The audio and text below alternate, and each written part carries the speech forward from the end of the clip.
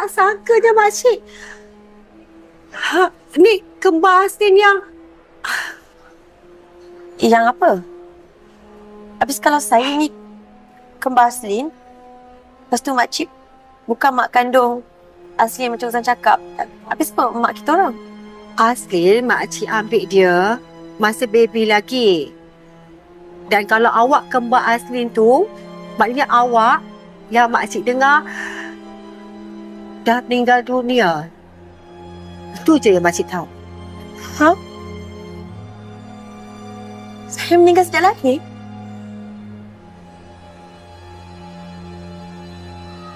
Tapi kalau awak Irina, Aslin, mana Aslin? Maksudnya dia tak balik-balik sejak daripada saya insiden? Memang taklah, sebab makcik yakin yang awak ni Aslin. Sebab itulah makcik tak cari dia. Ya Allah, As, mana kau As?